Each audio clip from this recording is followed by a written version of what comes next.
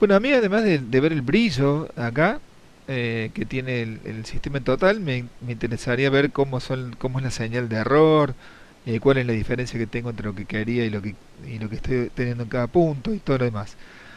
Para eso el código hay que crearle salidas, es decir, son parámetros con los cuales uno le da una salida al código que después lo pueden presentar en un gráfico o en un display numérico o en lo que quieran.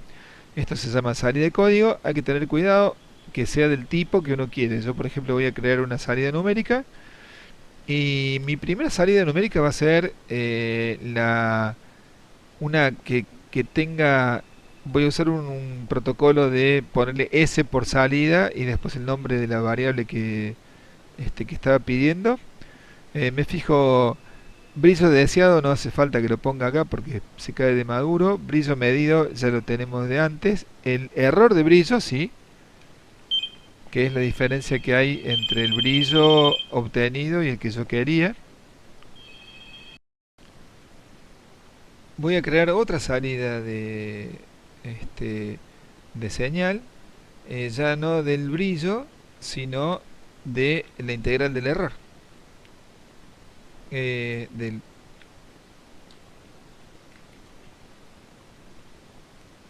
ese error, la llamo así. Con esto va a ser más fácil tener la consistencia. Voy a crear otra salida de acá que sea salida derivada del error. Y finalmente voy a crear una salida también numérica que sea la salida de la señal de control. Entonces lo único que tengo que hacer ahora es asignarlas en cada bucle para que estén a la vista. Entonces la salida del error de brillo va a ser igual al error de brillo. Ahora voy a duplicar este código y lo duplico y lo duplico y simplemente acá vamos a ir viendo qué era lo que queríamos. La salida del error de brillo, la salida de la integral del error, vamos a hacer que se haga igual a la integral del error. La salida derivada del error, vamos a hacer que sea igual a la derivada del error. Y la salida señal de control, vamos a hacer que sea igual a la señal de control. Eh, estos, Estas cuatro valores son los que caracterizan realmente lo que está pasando en el sistema. Y ahora que estos están dando salida desde el código, van a ser tratados por el Capstone como si fuera una variable más de las que estamos midiendo de forma directa. Muy bien, con todo dispuesto ya ahora podemos venir acá a nuestra página de graficación y agregar la visualización de las variables internas. Voy a agregar un segundo eje de coordenadas que comparta el eje de tiempo con el primero y acá voy a poner cada una de las señales internas que hemos definido como salidas del código de Blockly. El error de brillo y agrego las que son similares en magnitudes que no le he puesto a las unidades, el error, la derivada del error y la señal de control propiamente dicha. Ustedes van a ver que la señal de control es bastante más grande que el resto de las señales, así que tal vez en otros videos dejemos esta por separado para que nos deje más a la vista qué es lo que pasa internamente. Analicemos un poco qué es lo que se ve acá. Por un lado, la señal de control es muy parecida a la señal de brillo que se registra en los LEDs, cosa que no nos sorprende. Después tenemos, a ver, cambiando un poco la escala acá, en el color lavanda está el error que empieza siendo de 0,5, que está bien, es lo que corresponde entre un set point de 3 y el valor inicial de 2,5 que teníamos al principio. El error, la señal se va aproximando a lo que queríamos, entonces el error bruto va bajando. Esto está bien. Existe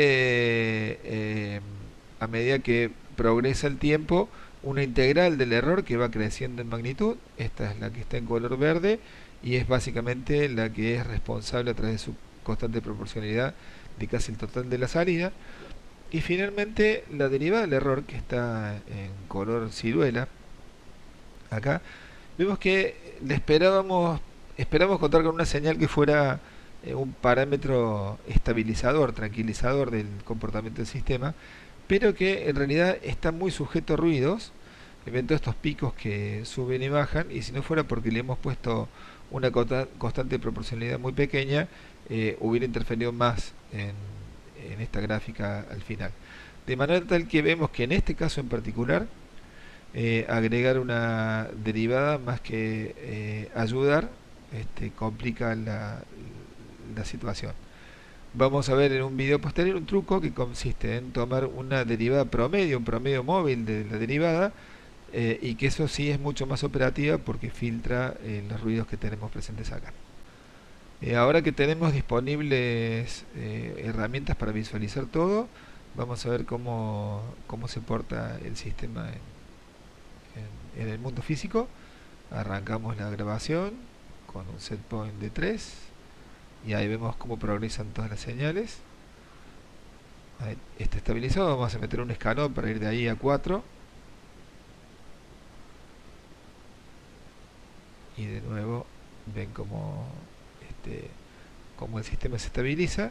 Y acá aquí adentro vemos cómo se repite el patrón de que uno arranca lejos del valor que quería, la integral empieza a crecer, se hace cargo de la señal de control y el error comienza a decrecer y tiende a cero.